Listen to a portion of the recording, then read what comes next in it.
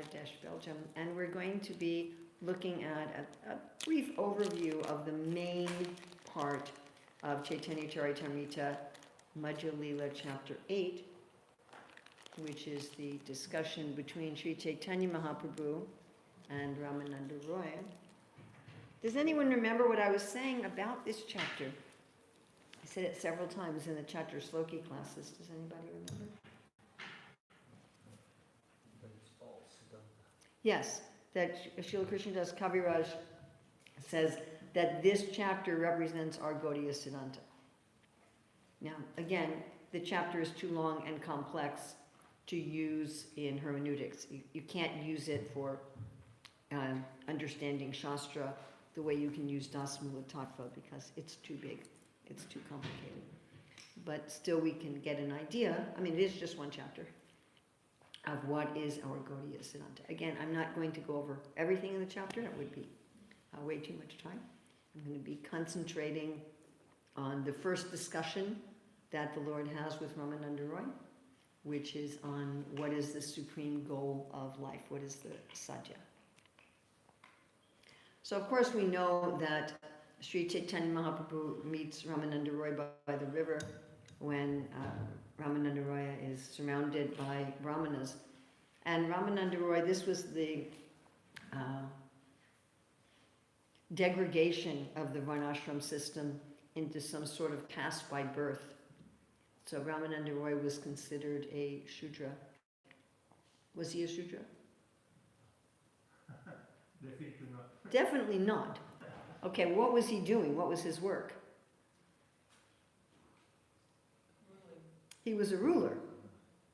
And he had the mentality of a ruler, so what varna was he actually in? He was in the field of government. He was a kshatriya. So why was he branded a Shudra? Because of some birth thing. I mean, it was actually just completely ridiculous, this sort of conception.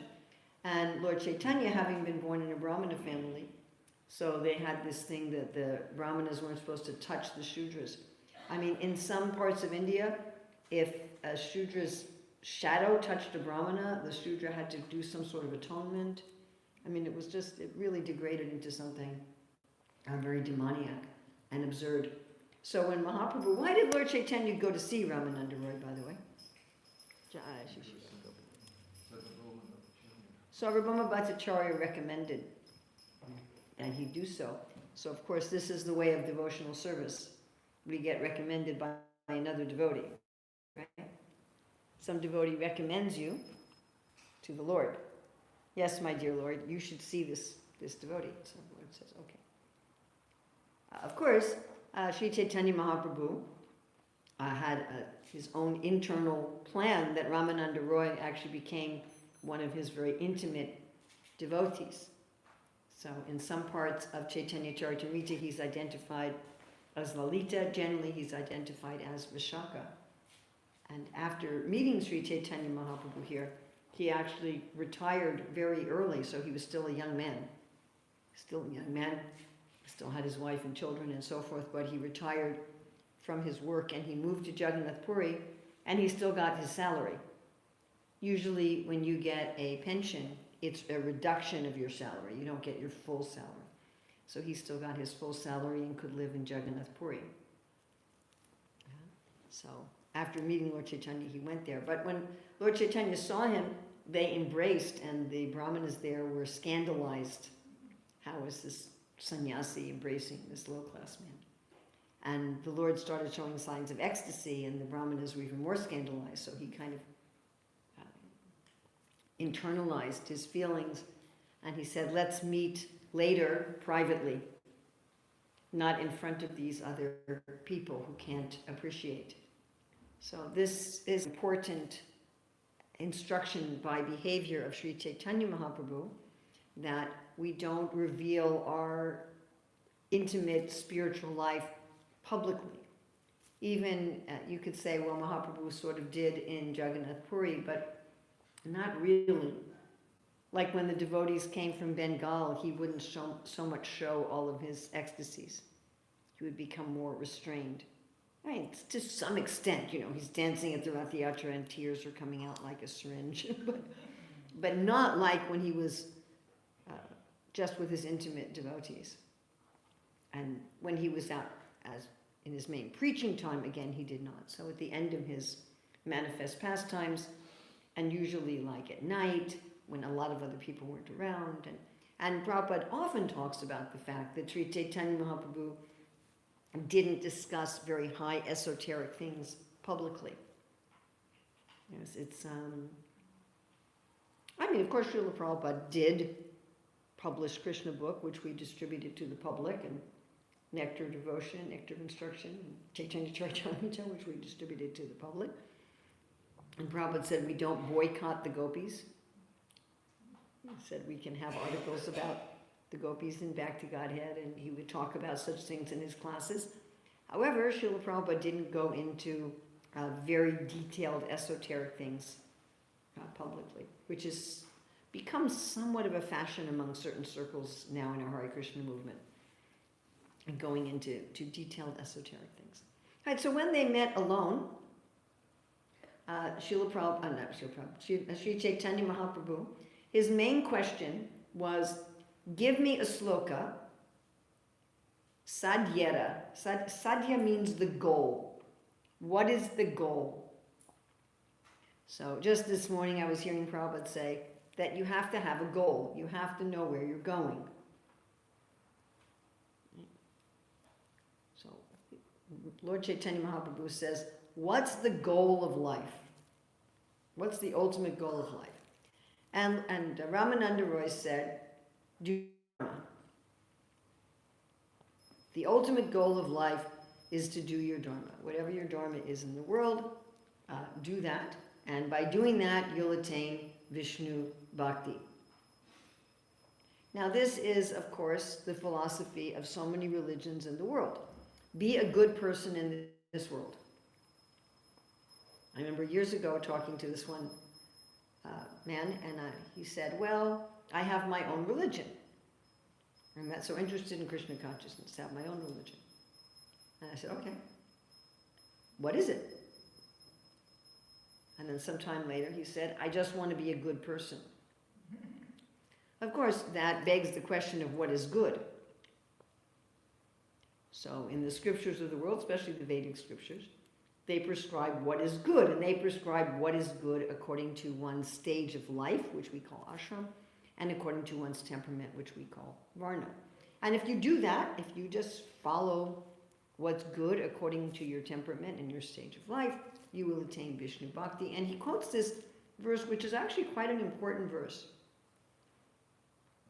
We should also note that for every single thing that Ramananda Roy brings up to Lord Chaitanya, he always quotes Shastra. He always quotes Shastra. This is important. Sometimes we hear even members of our Hare Krishna movement, even sometimes senior members, say something, and when you ask them, what's your pramana? Pramana means what's your source of authority? They don't have any. So people should be able to give a pramana. One time I remember I was asked actually by my GBC to attend classes of one sannyasi who was not in ISKCON, but he was attracting many ISKCON devotees in the area to go to his classes. And he was telling all these intimate pastimes of Radha Krishna that he was mixing up with criticism of ISKCON. It was quite an interesting experience. I considered it like sweet rice mixed with sand. It was like this really unfavorable mixing of things. Anyway, I asked him several times. I just stayed there because I was told to go there. I wouldn't even have gone, but I was told you should go there and find out what's going on. So several times during the time I was there, I asked, oh, Maharaj, this is a wonderful pastime. Where is it from? Can you give me the source? And he just wouldn't respond to me. And then another day, the GBC deputed another devotee to, I didn't want to go a second time, he deputed another devotee to attend, and he was the same thing. What's your source? What's your source? What's your source? Finally, at the end, he says, well, I walk around Vrindavan and I ask the villagers for stories. So that's dangerous. Yeah, but that's exactly what Prabhupada apparently told. You ask the people in Raj. Okay, but you can't take, I mean, Srila Rupa Goswami does have some allowance for things like that, but then at least you should tell people. You should say, this story I heard from some villager in Vrindavan. I mean, it was once I was giving class on a purport where Prabhupada was talking about the fact that the Gopal deity had been moved out of Jagannath Puri and that there had been some friendly quarrel between Lord Jagannath and Gopal. And so I did quite a bit of research to figure out what in the world that was, because Prabhupada didn't say what it was. And all I could get was village stories. You know, that the Gopal deity was eating all the sweets and the savories and leaving Lord Jagannath with just the rice and the sabjis. And so Lord Jagannath said to Gopal, go get your own temple. And so he left. So I repeated that, but I told everybody this is a village story. You know, this is just the common story in Jagannath Puri about what happened. And we don't have some solid pramana about it. I mean, we have Srila Prabhupada saying that there was some kind of loving quarrel between these different incarnations. But at least let people know. I mean, I was at a program, I think a year ago, and one devotee who I respect very highly was telling some pastimes, and one of the pastimes really intrigued me. I thought, oh, I've never heard this before, and it's really wonderful. I'd like to meditate more on this pastime. And so I asked him, where is this from? And at first he responded defensively, like, who are you to ask me the source of my stuff? And so I said, no, I'm not challenging you. I would just like to learn more about this pastime. And he said, well, I heard it from so-and-so. I'll see him again in like 6 months, and I'll ask him, what is the source? Please remind me. So I reminded him, nothing. I reminded him again, nothing. So we should be very careful that we actually have some firm source. And even if it's a source from the Vedic literature, a lot of the different Puranas and stuff have not been passed down purely. I mean, we know the Bhagavatam is passed down purely because there's 81 commentaries on the Srimad Bhagavatam, and the commentaries quote the verses in the same way. Now, sometimes there's some variation in the verses, and we find that Srila Prabhupada and often our acharyas will note that. Yes, you've noticed that in the purport. Prabhupada will say some versions of this verse have this word instead of this word. Or Prabhupada will sometimes say, in some versions there's 2 extra verses, or these verses are not included. Then they'll make a note like that. But in many of the Puranas, many of the Itihasas, there's no commentaries at all. And so we really don't even know if we're getting the same verses. So we should be very careful. So here he's quoting the Vishnu Purana, 3.8.9. This is a very, very well-known verse. Brahmashrama charavata purushena parapuman vishnur arajate panta nanyat tat toshakarana. And the translation of this is the Supreme Personality of Godhead, Lord Vishnu, is worshipped by the proper execution of prescribed duties in the system of Varna and Ashram. There is no other way to satisfy the Supreme Personality of Godhead. One must be situated in the institution of the 4 Varnas and Ashrams. This is actually quite a very strong verse, that one must do one's duties according to Varna and Ashram in order to satisfy the Lord. Now, Lord Chaitanya's response to this is Eho Bhaya. He doesn't say it's wrong. He's not saying, well, this verse is wrong. But he's saying it's external. So why is it external? What does he mean by external?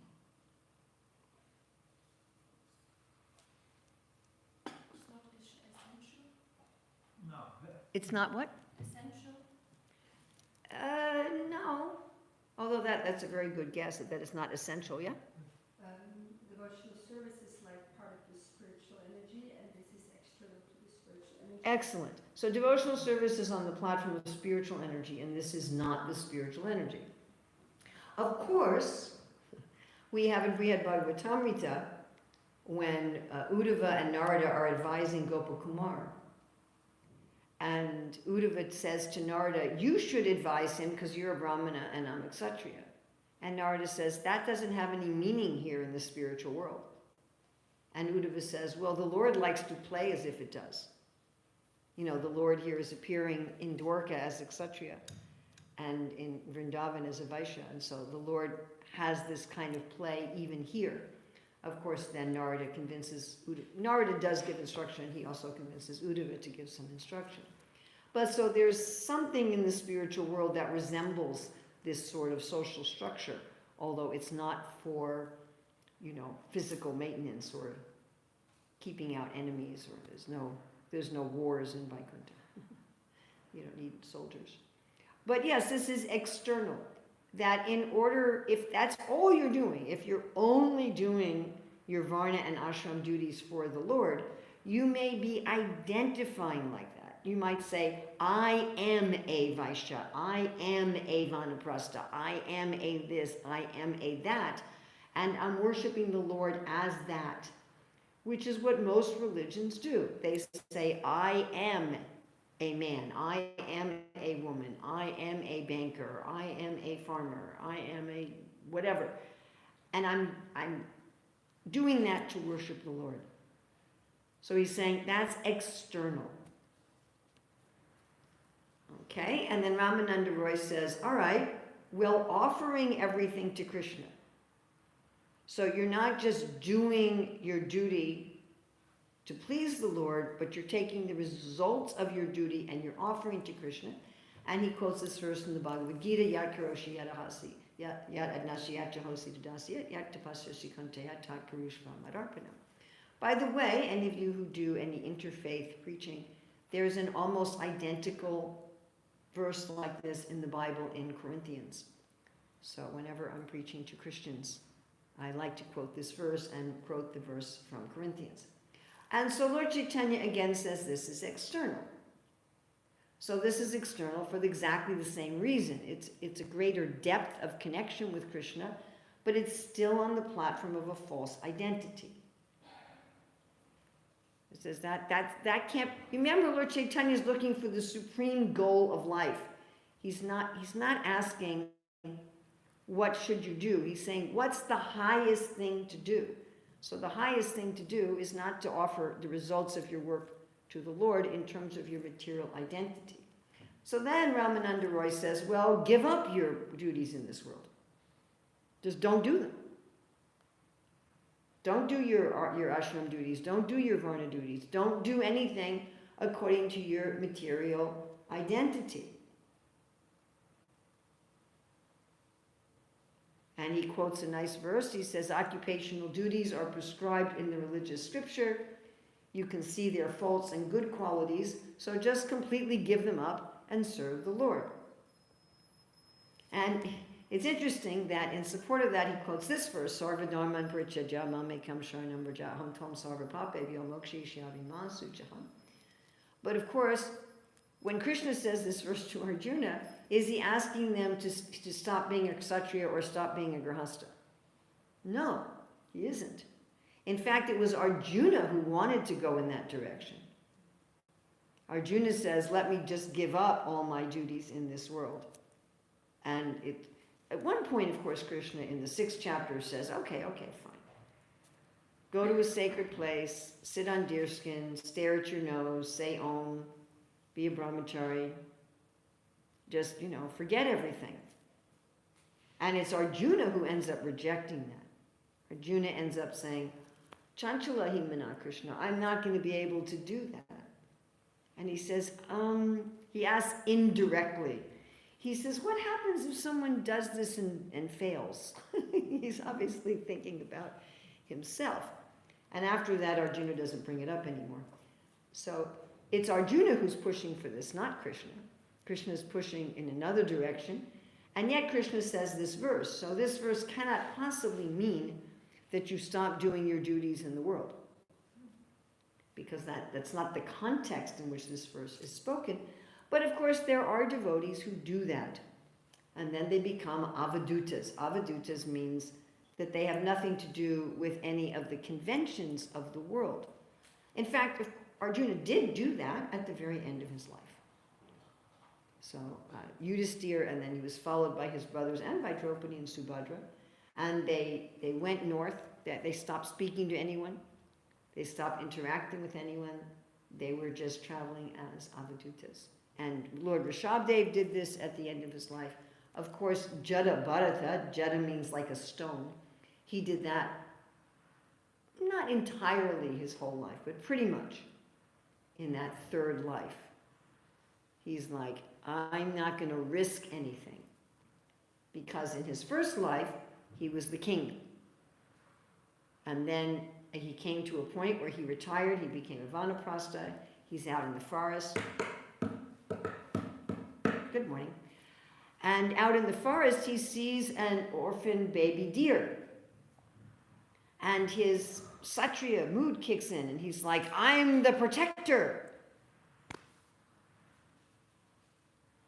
He got into that, he revived that mentality. He supposedly had left his Varna behind and become a Vanaprastha, but he revived that mentality. And he got so into protecting this deer. And for him in that time of life, it was actually a dharma. And then it deviated him from everything. And then he had to become a deer. And the next life, he's like, I'm not going to risk any of this. So I'm not going to identify with anything. And I'm not going to do any duties in this world. And he would do things backwards. You know, he would bathe before he passed stool. You know, he would just frustrated his father. And he acted like he was blind and deaf and dumb and intellectually challenged. You know, he acted like he just couldn't function in the world. We had one child in our movement, I like that she behaved as if she was not neurotypical, extreme. And she ended up leaving her body in Vrindavan, I think because she drank some cleaning fluid or something. And Prabhupada said she was never of this world. So, you know, sometimes a person does that. Of course, even Jad Bharat, when he met King Rahugana, then he acted more like an ordinary person in terms that he had a whole conversation with him and a whole preaching with him. It was kind of interesting. Before that, he acted as if he was deaf, dumb, and blind, which he wasn't. And when he met King Rahugana, then he actually had a conversation with him. But so we do find sometimes devotees do that. Of course, we are not advised to do that. It would not please Srila Prabhupada if any of us behave like that. We do have, in the time of Srila Bhaktisiddhanta Saraswati, there was Vamsi Das Babaji, who he wasn't full on Avaduta, but pretty close. Pretty close. I mean, the one devotee who attended him, he said, in 4 months I haven't seen him eat, use the toilet, or bathe. So, don't try that at home. But we have, and Srila Bhaktisiddhanta Saraswati said to the other devotees, he is actually a great devotee, although his behavior was very unconventional. You know, he would yell at his deities. And anyway. So Lord Chaitanya says this is also external. I'm just going to not do anything in the world. So I'm going to do my duties in the world, or I'm just not going to do my duties in the world. Yes. Do you mind question now? Yes, sure. But what does this actually instruction of Krishna to Arjuna mean? Does it mean this is your ultimate goal, and in the meantime you just do it internally? Oh, very nice point. So is Krishna's instruction mean this is your ultimate goal, and right now you do it internally? We'll kind of get there in a minute. But the idea is to give up the identification. So it's not that I'm fighting on the battlefield because I am a Kshatriya, because I am a Grahastha Kshatriya, and I'm fighting for righteousness, and that's why I'm doing it, and that is my dharma. To give up that identification. Yes, I have that externally, and therefore that's what I should do for Krishna, but I am a soul. You know, I've been talking about in the Career Dharma classes about giving up being above the shades of ego, being above the gunas. And Krishna says in the I've had devotees argue with me on this point, which blows my mind, as one of my granddaughters would say. Sorry, I hang around with young people a lot. She'll say, it's a mind blow. That why any devotee should say that we should be in the gunas, or that we should use the gunas in service. I just can't I mean, we might be in the gunas, that's something else, but not that we should be in the gunas. Does that all follow? Yeah. We might say, I'm really being affected by tamagun right now, but that's not a good thing. Well, in order to do my service, I have to be in tamagun. Like, what?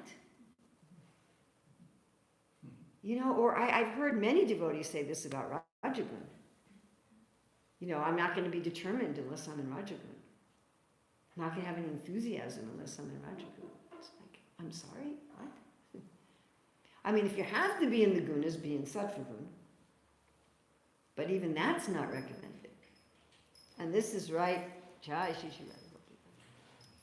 Even, it's in the second chapter of the Bhagavad Gita. So, you know, Bhagavad Gita is the ABC, and the second chapter, and Krishna says, Nistrigunya Bhavarjuna. Get above the modes of nature. So we have dharmas according to what modes we're in, and it's not that I'm doing this dharma because I'm moded out, as my friend Urmila likes to say.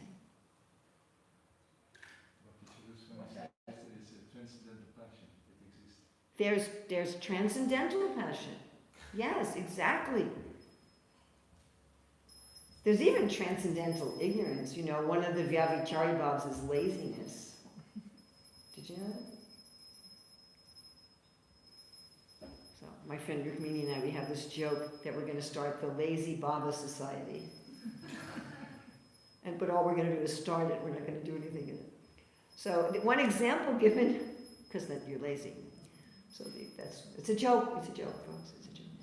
So in the Bhakti Rasamrita Sindhu, Srila Rupa Goswami gives an example of this laziness at the Govardhan Puja, where Krishna is telling everyone to circumambulate the hill, and there's some brahmanas who are saying they're just too lazy. They say we'll just sit here and collect alms. But that's an ecstasy. It's a Vyavichari bhav. It's an ecstasy of pure devotees. They're not in tamagun. So if you look at the Vyavichari bhavs and even the secondary sthai bhavs, you're going to see things there that look like tamagun or look like rajagun or look like sattvagun, because the gunas come from something in the spiritual world. Yes? But we shouldn't be, again, as my friend likes to say, moded out. So give up your dharma that, don't do things for that reason. Have that not be your motive.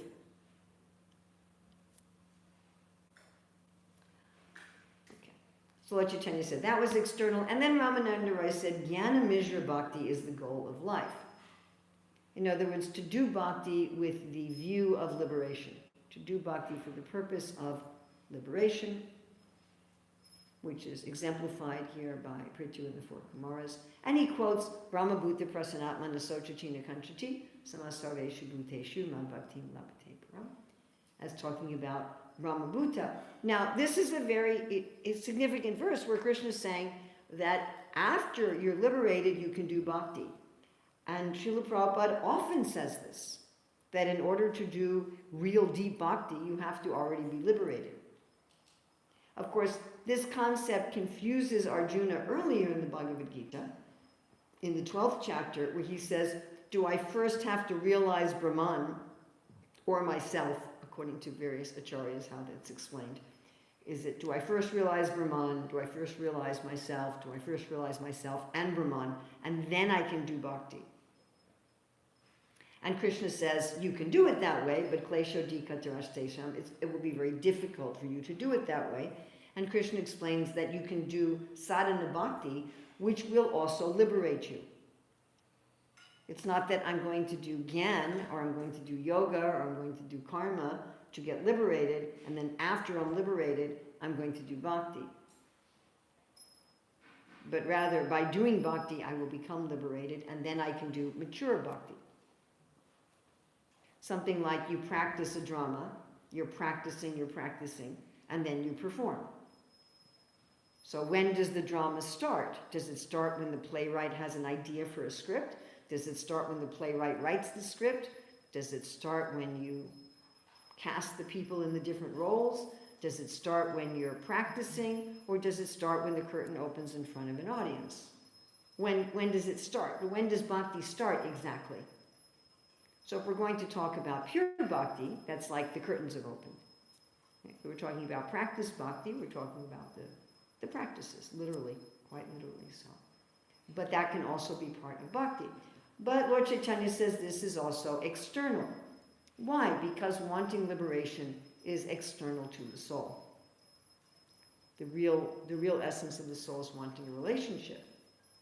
So now Ramananda Roy says, okay, jnana sunya bhakti, bhakti without a desire for liberation. We have here the flying brahmacharis. Yeah. Can be the name of a new kirtan group. The flying brahmacharis. Now, this is very important. This is the first time that Lord Chaitanya is going to say, this is okay. He's not thrilled about it, but it's okay. This is now in the okay category. And the verse that Ramananda Roy quotes is very important, and it really relates directly to your question about Sarvadharma and Parityajya, and it relates very much to what we're going to talk about on Thursday, which is the relationship between our Dharma in this world and the month of Kartik. So this is, Ramananda Roy quotes 10:14:3. So if he's quoting 10:14, who's speaking? It's right on the screen. Lord Brahma. Yes. And what pastime is this? Brahma Vivahan Lila. Yes, exactly.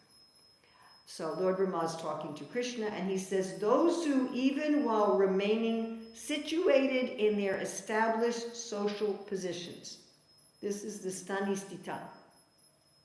Those who, even while remaining situated in their established social positions, in other words, you're doing your varna and ashram work, throw away the process of speculative knowledge, which is how Prabhupada always, or almost always, translates jnana or jnana yoga.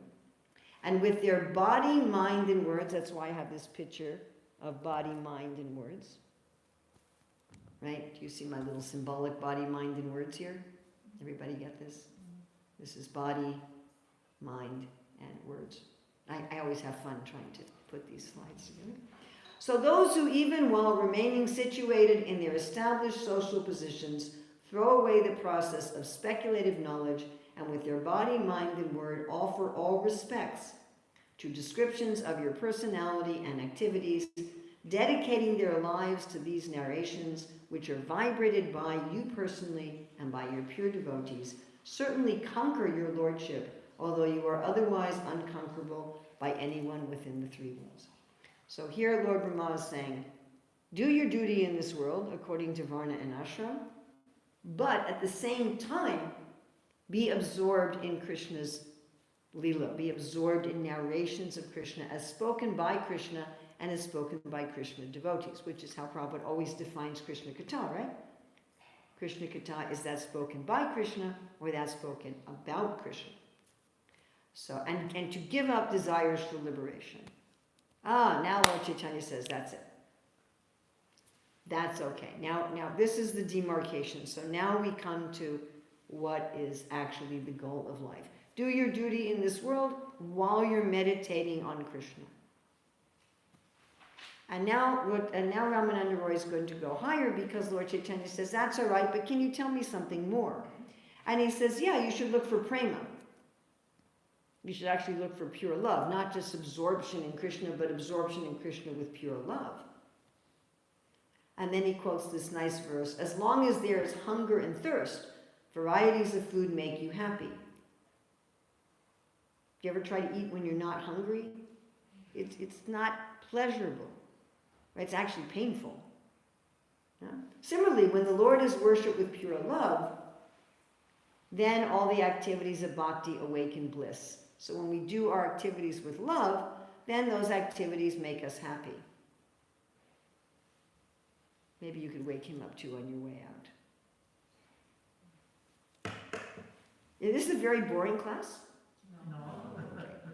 2 sleepers here. So when we actually do our devotional service with love, with attachment to Krishna, then it brings us happiness.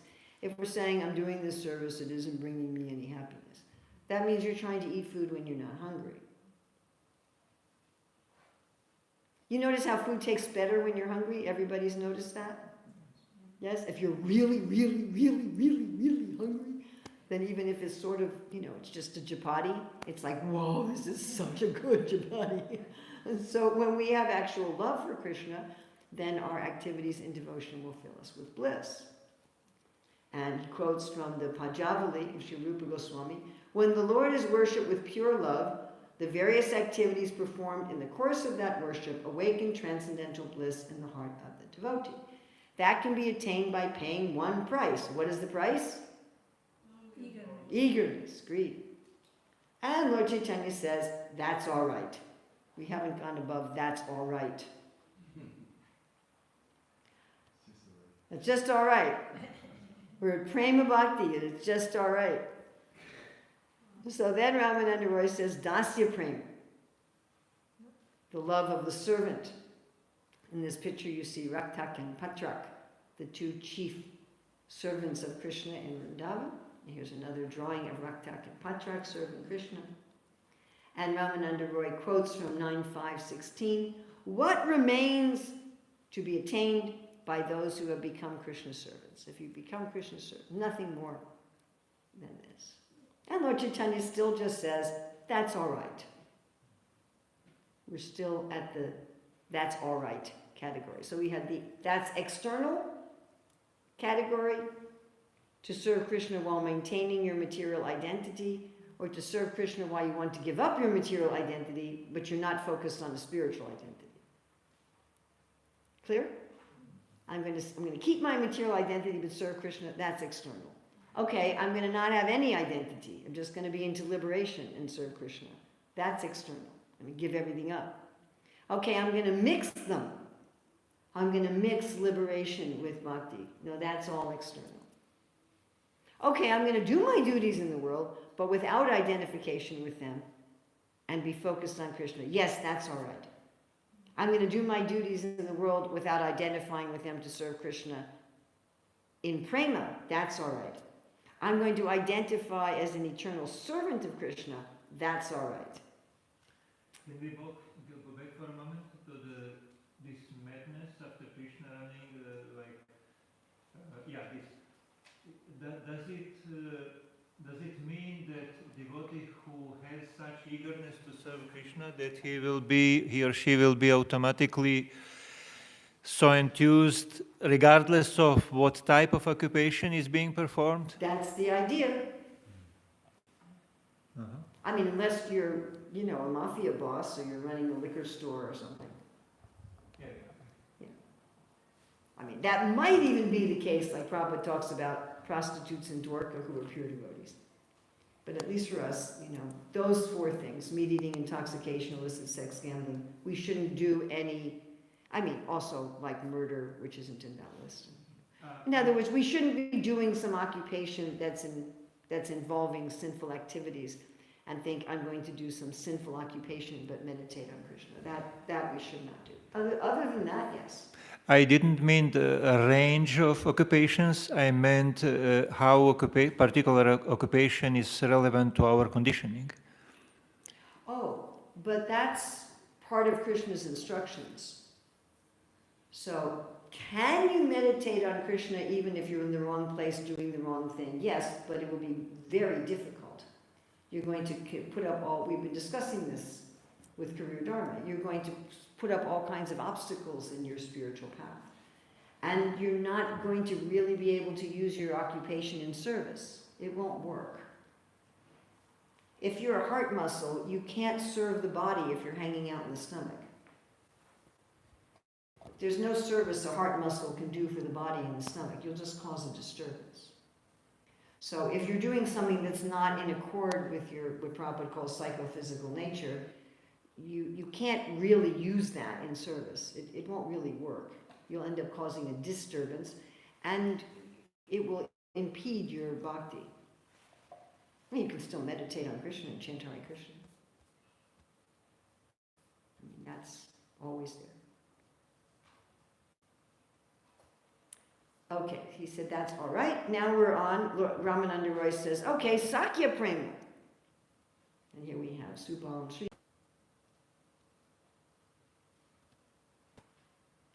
Here we have Krishna with his friend. Quotes from 10, 12, 11. Certain exalted personalities, after accumulating volumes of pious activities, are now playing with the Lord in friendship as cowherd boys. Oh, very good. Now we're in the very good category. Eko Uttama. Yes, that's very good. But can you do more? And then he says, Vatsalya Prema. Seeing the Lord as your child. That's the ultimate goal of life. Again, Sarva Sadhya Sada. Sarva means all, Sadhya means goals, Sada means supreme. Of all possible goals, this is the supreme goal. And Ramananda Roy quotes from 10:9:20. Here we have a picture of Nanda, Yasoda, and Rohini with Krishna and Balaram. The favor Mother Yasoda obtained from Sri Krishna, the bestower of liberation, was never obtained even by Lord Brahma or Lord Shiva, nor even by the goddess of fortune, who always remains on the chest of the Supreme Personality of Godhead. And Lord Chaitanya says to Ramananda Roy, this is also very good. Can you give me anything else? And then he says, Kanta Prema, the prema of being a lover of Krishna. And he quotes, you're noticing for each of these he's quoting something, right? He's giving a pramana for each of these from Shastra. For here he quotes 10:32:2. Suddenly, due to their feelings of separation, Lord Krishna appeared among the gopis, dressed in yellow garments and wearing a flower garland. His lotus face was smiling, and he was directly attracting the mind of Cupid. This is Krishna's return to Ras Lila, and after which he sat with each of the gopis. This is the painting of that. It says that each gopi thought Krishna was only there. Now this we mentioned the other day. Actually, Ramananda Roy says this twice in this chapter, and it's also emphasized by Sri Rupa Goswami and Bhakti Rasamrita Sindhu. We talked about this, day before yesterday. It is true that whatever relationship a particular devotee has with the Lord is the best for that devotee. Still, when we study all the different methods from a neutral position, we can understand there are higher and lower degrees of love. So we can say, okay, Madhurya Prema is a higher degree of love than Dasya Prema, but that's not true for a particular individual. So for a particular individual, their relationship with Krishna is the highest for them. You cannot say they should be, and this is true, no one's going to say, well, Hanuman is not at the highest position. That would be blasphemy, actually. You follow? Yeah? That would be highly offensive to say, well, Hanuman's a lower devotee. I mean, we talk about like how Prahlad Maharaj is the best devotee. Lord Shiva is the best devotee. We have lots of best devotees. And here we see several different rasas. We see the gopis, the cowherd boys, and the Mother Yasoda and Nanda Maharaj. We see those in Shantaras, right? The birds and the trees and the buildings. This is an illustration from a pastime from Ananda Vrindavan Champu, a holy festival. And so here, this is Madhya 886. He says, as the qualities increase, so the taste also increases in each and every mellow. Therefore, the qualities found in Shantaras, Dasyaras, Sakyaras, and Vatsalyaras are all manifested in conjugal love. Please understand, he's talking about qualities, not the activities. The qualities, not the activities. Because you do have improper mixing of rasa. Just like even in this world, you would never want to mix parental ras with romantic ras. And Srila Rupa Goswami says if there's even the slightest hint of conjugal ras in parental ras, everything's completely spoiled. Yeah, we understand this materially as well, that concept. Yes. So we're not saying that it's all, but we're saying the qualities of that, if you can understand that distinction.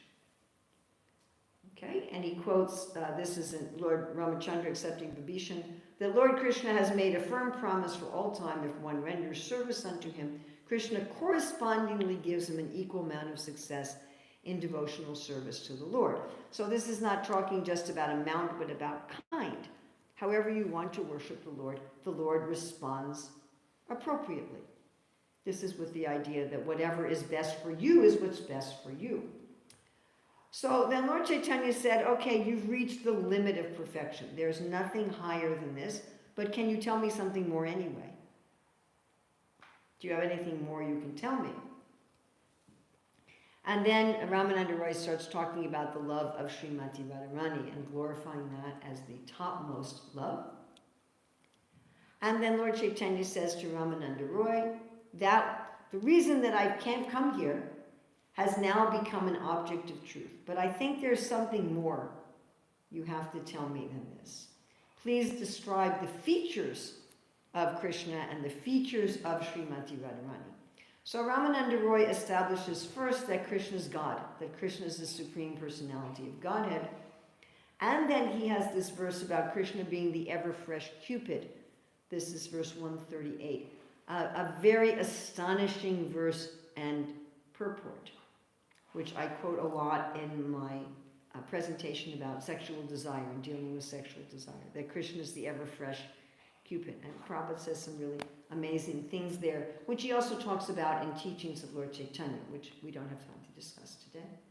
And then again, second time, Ramananda Roy says, every devotee has their own relationship with Krishna, and that relationship is the best for them. So he makes this point twice.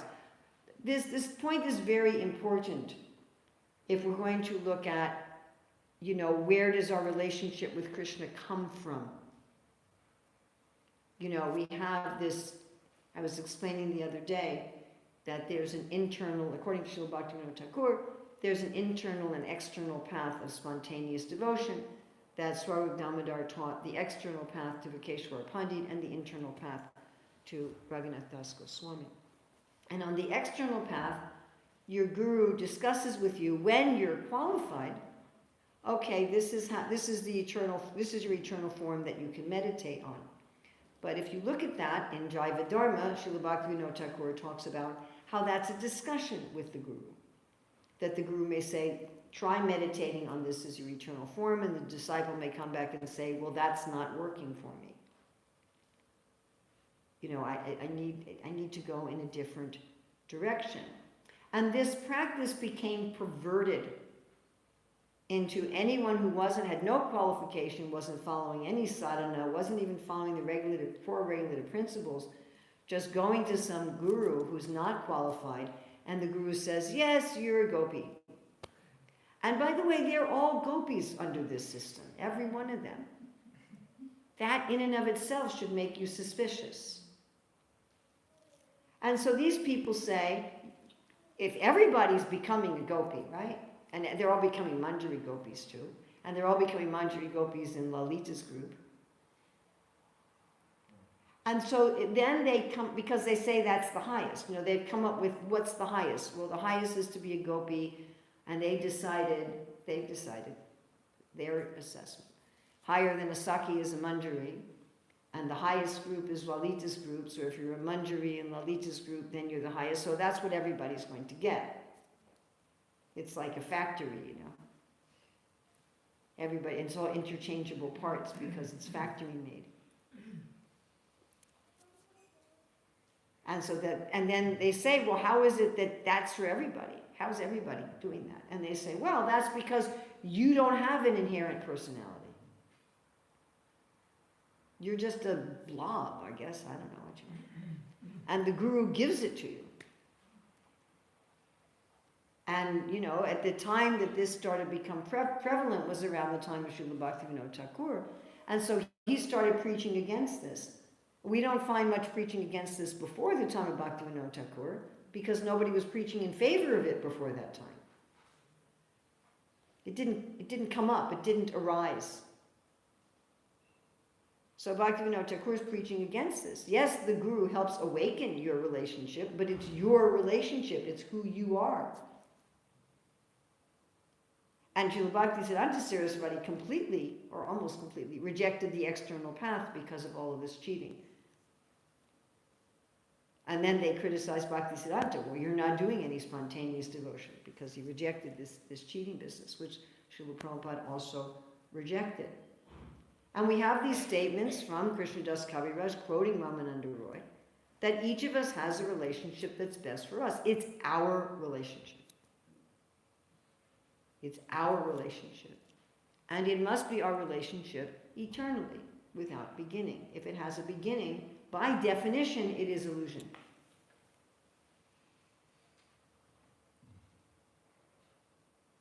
Right? Krishna gives that verse, what's eternal, what's real, has no beginning. What's unreal, it doesn't stay, it's temporary. Something that's temporary is, by Krishna's definition, unreal. And Krishna says anything not related to him is unreal. So if I say I have a personality, but it's not related to Krishna yet, then my personality is unreal, then I'm not a person. And if you push these people, then they'll say, well, we have the ability to become a person. But that's against the whole Vedic idea that we don't become something. We already are what we are. And it's even the impersonalists say we are spiritual, and it's a question of just uncovering our real nature. So we each have our own relationship with Krishna. We've always had that relationship with Krishna without beginning, although it is also our choice. And this again, it's very difficult to understand how something that's beginningless is our choice, because we have a hard time thinking like that. But anyway, so Ramananda Roy says this for the second time, that each of us has our own relationship with Krishna, and our relationship with Krishna is what we want to have, what's best for us, what we desire to have. It's according to our taste, our choice, our desire. And then he starts talking about, goes back to talking about the Madhurya Bhav of Srimati Radharani, and he talks about that the highest expression of that is Mahabhav, which is represented by Srimati Radharani, and that Krishna enjoys her company both day and night. And then Mahaprabhu asks about, Ramananda Roy mentions briefly that there's also separation. And in separation, there's another level of ecstasy. And then Lord Chaitanya said, that's it. There's nothing beyond this. That the conjugal mellow experience in separation is the highest possible goal that anyone can experience. Then he says, now you told me the sadhya, you've told me the goal. Now tell me the sadhana. How do I get there? Very good order. First know where you want to go and then ask how to get there. Yes? It should be the order of inquiry. Where am I going? And then how do I get there? You can't ask how do I get there if you don't know where you want to go. Indradumna Swami tells a funny story that you know how sometimes airlines will give you a voucher, like especially if you volunteer to get off of a full flight. They'll say the flight is full, it's overbooked. Anybody who volunteers to take another flight, we'll put you on another flight and we'll give you money. But they don't usually give you just money. They give you a voucher, like a gift certificate kind of thing, that you can use for their airline. Yes, one time my family and I all got free trips to India like that. We were on a flight that was full, and we volunteered to get off. The next flight was also full. We volunteered to get off. I think it was 3 times. So then they gave us a hotel room, and then each of us got so many vouchers that it gave me some free trips within America and a free trip to India from that. So Indradumna Swami said that he got these vouchers, and so this is many, many years ago, when he was traveling extensively with a much younger Sri Prahlad. And so he said Sri Prahlad and he went to the airport with their vouchers, and they go to the airline counter to get a ticket, and they say, we'd like to buy a ticket. And the ticket agent says, where do you want to go? And Indradumna Swami says he turned to Sri Prahlad and said, where are we going today again? because they're traveling so fast from one place to another. I say sometimes it happens to me when I wake up in the first night I sleep in a new place, and I'll wake up in the morning and I'm like, what country am I in? So first you have to know where you're going. The ticket agent can't issue you a ticket if you don't know where you're going. So first you ask the goal, and now he's saying, what's the sadhana? How can I achieve this? And Ramananda Roy says, only the gopis can appreciate these pastimes, and unless you take shelter of them, you cannot enter into the pastimes of Radha and Krishna. And then he describes this amazing love of the gopis. What does it mean to take shelter of them? What does it mean to take their mood? He says there's an inexplicable fact about the inclination of the gopis. They never want to enjoy themselves with Krishna, but their happiness increases 10 million times when they arrange for Radha to enjoy with Krishna. And he says, although the gopis don't want to enjoy with Krishna, Radharani makes plans for them to enjoy with Krishna, and then she enjoys a happiness 10 million times greater than when she's with Krishna. So this is the opposite of envy.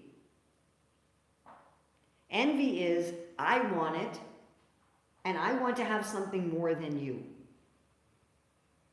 Like, it's fine if you have a happy marriage as long as my marriage is happier.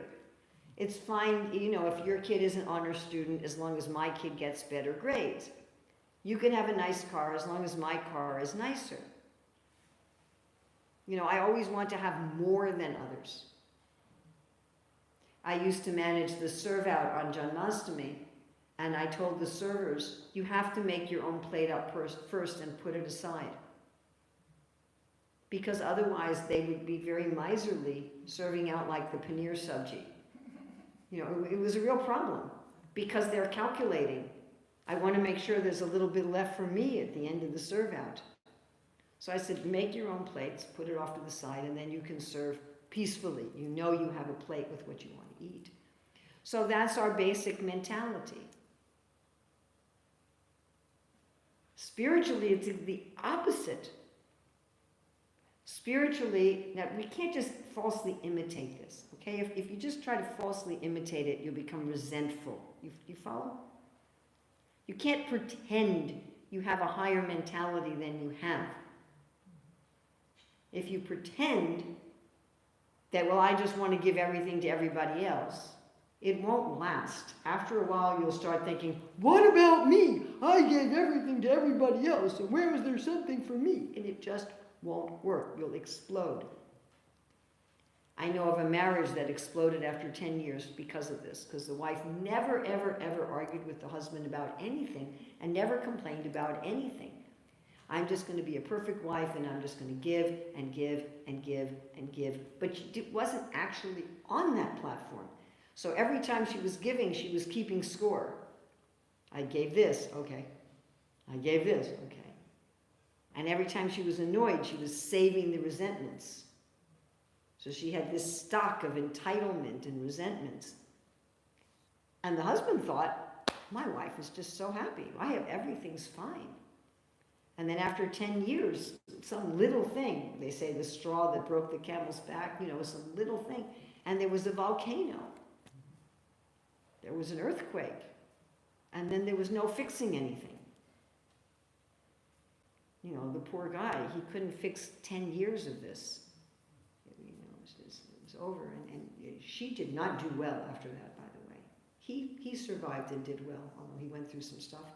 But she did not do well at all, spiritually or materially after that. So we should not just pretend that we're a pure devotee when we're not. We'll fall on our face. But we should have some idea that this is the goal. That this is what we're aiming for. We're aiming for a mentality where we're so satisfied with our loving Krishna, like Krishna says to the gopis, I can't give you anything, just be satisfied with your love. That we're so filled with love of Krishna that we feel full. We don't need anything. We don't feel we need to get anything. And when we get happiness by other people having more than we're so full and overflowing, we feel like we have unlimited. It's not a contest. who has more of something. And so we're just like, yes, you also have, and you have, and you have, and you have. And I'm happy seeing you have. We have a little idea of this in this world sometimes. You know, the parents who are happy to see their children get more than they have. The parents who never finished high school, they're happy their children get a college degree. So we see this sometimes, this non-enviousness, where we're actually happy at others' happiness. And the gopis have this to an extreme degree. And when Krishna sees this, Krishna likes to hide and listen to the gopis talking about him, by the way, as you see in this picture. And when Krishna sees this attitude of the gopis, he becomes very satisfied. This is what makes Krishna happy. This non-envious competition. Again, we kind of imitate this in ISKCON. Like there'll be one floor mat, you know, there'll be so many devotees in the class, like here, it's not true today, we have lots of extra floor mats. But sometimes you have so many devotees that all the floor mats are being used, and somebody comes in the temple room, and you try to give them your floor mat, and they try to give it back to you, and you're competing as who's going to give the most, right? So we kind of have this is our social behavior in the Hare Krishna movement. You take it, no, you take it, no, you take it, no, you take it. But this is actually the deep mentality of the residents of Vrindavan, all of them, but especially the gopis. And Krishnadas Kaviraj is saying, there's not a pinch of desire for sense gratification.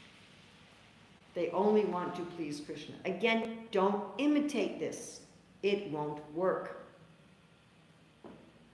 It just won't work. If you say, well, I don't care, I'll only sleep 2 hours a day, and I'm just going to eat plain rice, and I'm just going to sleep on the hard floor, but you're not actually on that platform, then at a certain point, everything just like comes rushing back in.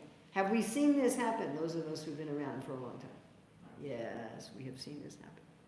And we've seen this happen even to people who appear to be really, really stalwart devotees. So this is not something to be artificially imitated, but this is something to which we want to aspire. And again, we have where Ramananda Roy says, in the liberated stage, the devotee is going to be naturally attracted to one of the rasas, and then they will manifest their spiritual body. So there's many other conversations that we didn't discuss. I mean, I just touched on where Ramananda Roy describes the glories of Krishna. Ramananda Roy describes the glories of Srimati Radharani. There's whole large sections in this chapter on this, which I just really briefly touched on. And then there's another time that Lord Chaitanya meets Ramananda Roy and asks a whole bunch of other questions. He says, like, what's the supreme education? What's the greatest distress? What's the greatest fame? What's the greatest song? So he asks a whole bunch of other questions, which I'm not discussing in this presentation. So we're just going to end here. And if anyone, it is already 9 o'clock, but we could take maybe one or two. Yes? Were Jay and Vijay promoted to another ras after going to, they become... You can't be promoted to another rasa. That doesn't make any sense. They went to Lord Chaitanya's pastimes. But that doesn't make any sense. If our rasa is our rasa, you can't be promoted to another rasa. So Now, then... I'll tell you what can happen. So Prabhupada says some of the residents of Vaikuntha are still in process. So there are some residents of Vaikuntha that aren't in their final destination. And one of the evidences, Prabhupada doesn't give any evidence for that, but one of the evidence for that is Gopakumar, where Gopakumar, it keeps looking like he's at the final place, but he's not. And the reason we know he's not is that he doesn't stay happy there. Like he gets someplace and he's like, yes, this is it! This is it! And then he's there for a while and he's like, no, it's not it. And then he goes further and he's like, but when he gets to be Cowherd Boy, then that is it. Then that is it. So there can be a progression like that. The other wonderful thing is that liberated souls can expand themselves. Now, we cannot expand ourselves like Krishna in every atom, but we can expand ourselves, and liberated souls can be in more than one pastime, with more than one incarnation in different ways at the same time. So there are devotees in Mahaprabhu's Leela who are serving him in the mood of a servant as dasya, but they're also in Lord Ramachandra's pastimes as monkeys, and they're in Krishna's pastimes as Sakya, as cowherd boys. At the same time. Yes, all at the same time. Wow, huh? Where do we get to go? Like, what an exciting movement we're in. And Srila Bhaktisiddhanta Saraswati says some devotees are only in Mahaprabhu's Leela, some devotees are only in Krishna's Leela, and some devotees are in both, simultaneously. So you could be in Krishna's Leela and you could be in Mahaprabhu's Leela. I mean, we know, like, say, Jambavan, he's in Ram Leela and he's also in Dwarka Leela. We have Rohini, who's in Vrindavan Leela and in Dwarka Leela. So in the spiritual world, it's not that Rohini has to go back and forth. She can always be in Vrindavan and she can always be in Dwarka.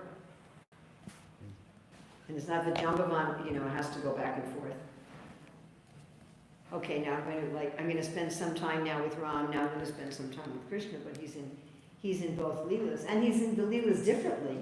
In Dwarka, he's in the Leela as Krishna's father-in-law. In Ram Leela, he's a tribal, basically. I think he's actually a bear in Ram Leela, but in Krishna Leela, he's a tribal. It's Krishna's father-in-law. So that's also there. Our relationship with Krishna is whatever we want it to be. Our relationship with Krishna is whatever we want it to be. Our relationship with Krishna is whatever we want it to be. And what we want is what we are. What we want is what we are. We want to be who we are. We are who we are because we want to be who we are. And we want to be who we are because that's who we are, because that's what we want to be. We only have to discover it. We only have to discover it. And then nurture it. Because it's been sleeping for a while. So, when someone's been in a coma for a long time, they may have to relearn how to talk. So we may have to relearn things and go through training periods. And who we are may be more than one who we are. I mean, Arjuna's with the Pandavas, and he's also Nara with Nara Narayan. That's quite different. So who we are may be more than one who we are. You might be a monkey in Ram Leela and a cowherd boy and a Brahmin man. Is that all right? But what does it mean? The giant Vijay, they come in Lord Chaitanya's pastimes. Why? Why they come in Lord Chaitanya's pastimes? I don't know. That's above my pay grade. Yeah. What I've said already is, I think, as far as I can answer that. Thank you. All right? I don't think I can answer it beyond that. Mahalakshmi, and then we will stop.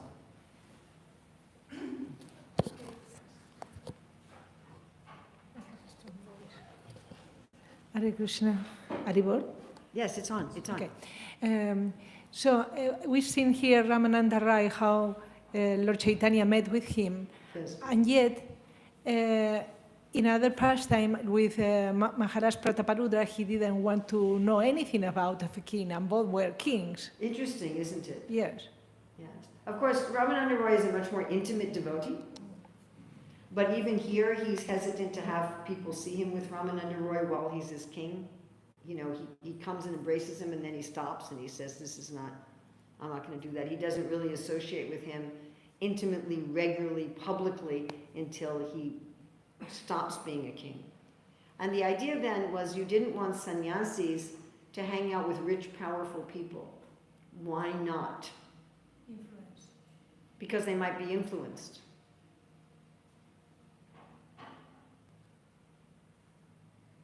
So the idea was that if you're a sannyasi, this is not something we're doing now at all. Srila Prabhupada didn't do that. But in Mahaprabhu's time, the idea was the sannyasi is civilly dead, and they're not supposed to associate with the rich and the powerful people of the world. so that they wouldn't become corrupted. Prabhupada wanted to meet rich and powerful people in order to influence them. So you have a little different mood. Srila Prabhupada ki jai. Shri Chaitanya Mahaprabhu ki jai. Ramananda Roy ki jai.